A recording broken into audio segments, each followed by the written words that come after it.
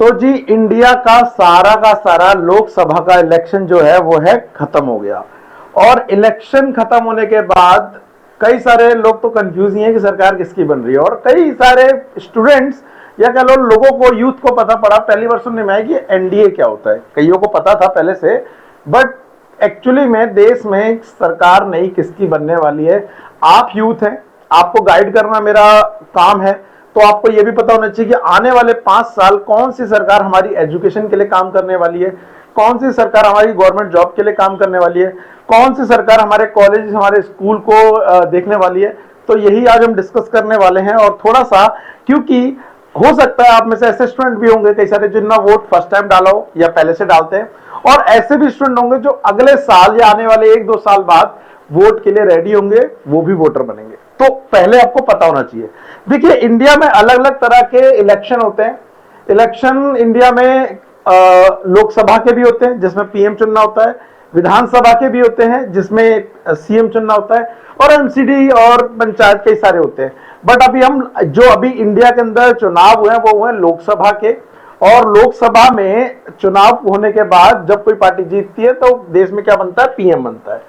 सबसे पहले मैं आपको थोड़ी सी बेसिक बात बता दूं ताकि आपको क्लैरिटी रहे कि देश का पीएम कैसे बनता है। देखो पूरे देश में इनका भी क्या होता है, एग्जाम होता है। जैसे बच्चों का एग्जाम होता है वैसे इनका भी एग्जाम होता है। और यहां पर 543 सीट्स पर अलग अलग पार्टी के लोग लड़ते हैं, और उन्हें 543 में से जिस पार्टी को कितने मिल जाएंगे, 272 मार्क्स मिल जाएंगे, 272 पार्टी सीट जीत जाएगी, वो अपनी क्या बना लेगी, सरकार बना लेगी। आने वाले 5 साल देश में वो काम करेगा।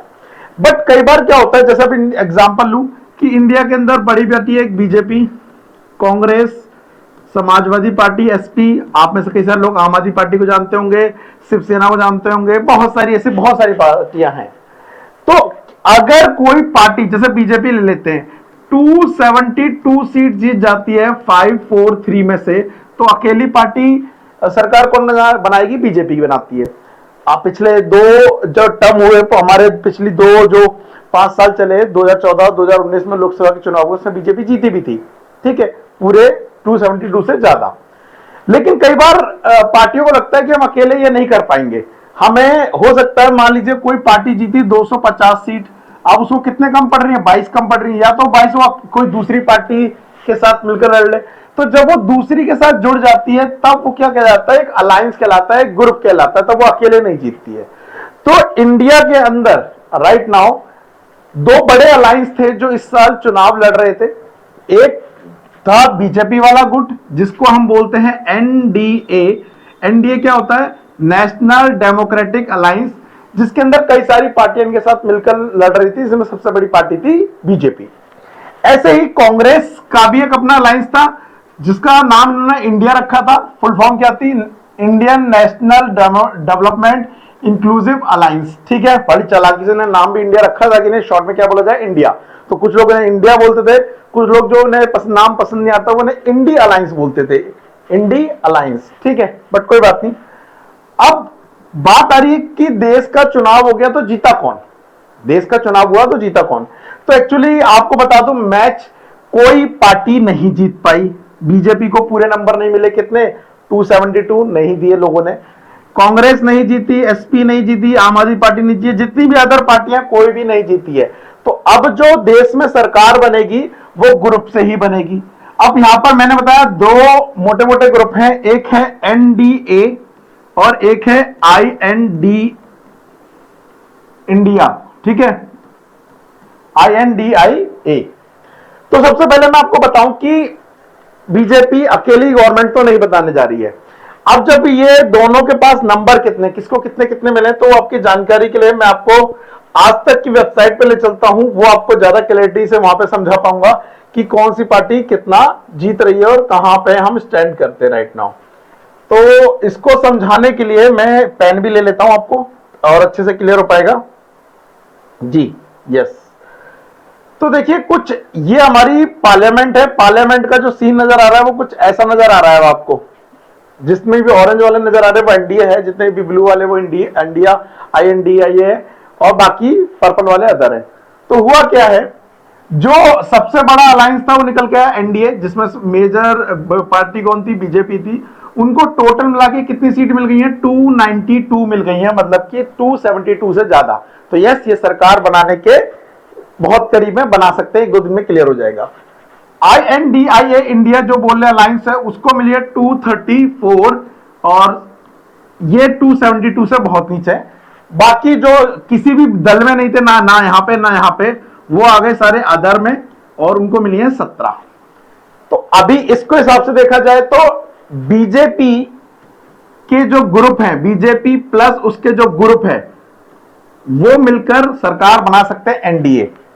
अब आप में से पूछ रहे होंगे कि क्या सारे लोग इसी में शामिल थे, इसमें शामिल थे? देखो, बीच बीच में ऐसा कभी नैरेटिव भी चलता है कि जो मोदी जी हैं वो अकेले लड़ रहे थे इतने सारे लोगों के साथ। नहीं, ऐसा नहीं है। एक्चुअली वो आपको बताने के लिए बोला जाता है, बट बीजेपी में भी कई सारे प्लेयर थे, और इंडिया टीम जो है INDIA, उसमें भी कई सारे प्लेयर थे। तो सबसे पहले मैं बात करता हूं, क्योंकि जीती कौन है सबसे ज्यादा सीटें, एनडीए। तो एनडीए के अंदर कितनी पार्टियां थे, उन्हें कितनी कितनी सीट मिली है, वो भी देखते हैं हम जरा। तो मैं सबसे पहले यहां पर एनडीए की बात करता हूं। एनडीए में सबसे ज्यादा जो हमें सीट मिलती नजर आ रही है, वो मिलती आ रही है, किसको नजर आ रही है? बीजेपी को। मैंने बताया था 272 सीट चाहिए थी, लेकिन 272 सीट्स के बजाय बीजेपी को कितनी मिली है? 240। दूसरे नंबर पे एनडीए की जो सबसे बड़ा ग्रुप था वो था टीडीपी, जिसको मिली है 16 सीटें। उसके बाद जेडीयू 12 सीटें। इसके बाद एसएचएस 7 सीटें। ऐसे कई सारे ग्रुप है जिनको ये सीटें मिली हैं। इसी के अलावा अगर हम INDIA वाले ग्रुप में जाते हैं, तो उनके पास कौन कौन सी पार्टियां, उन्हें कितनी कितनी सीट मिली है, ये भी देख लेते हैं एक बार। इंडियन नेशनल कांग्रेस की अगर हम बात करें, तो इंडियन नेशनल कांग्रेस को यहां पर मिली है कितनी? 99 सीटें। ठीक है। उसके बाद समाजवादी पार्टी एसपी को मिली है 37 सीटें। यहां पर बंगाल में एक पार्टी है तृणमूल कांग्रेस, उसको AITC को मिली है 29 सीटें। उसके बाद डीएमके नाम की एक पार्टी है, उसको मिली है 22 सीटें। और ये ऐसी और भी कई सारी पार्टियां हैं। ठीक है। इसी में कई सारे लोग जो दिल्ली में रहते होंगे, तो उन्हें एक पार्टी पता सुनी होगी, आम आदमी पार्टी, उसको मिली है 3 सीटें, और वो भी INDIA का पार्ट है। तो सीन समझने में यह आ रहा है कि मोटा मोटा ये निकल के आ रहा है कि कोई भी एक पार्टी को पूरा का पूरा क्या नहीं मिला है? बहुमत नहीं मिला है। तो अब बहुमत ना मिलने की वजह से होगा क्या? देखने को यह मिलेगा कि अब ग्रुप को सरकार बनानी पड़ेगी। तो अब पूरी ग्रुप को सरकार बनाना पड़ेगा। तो यहां पर जनरली जा कौन रहा है? एनडीए जा रहा है। समस्या क्या है इसके अंदर?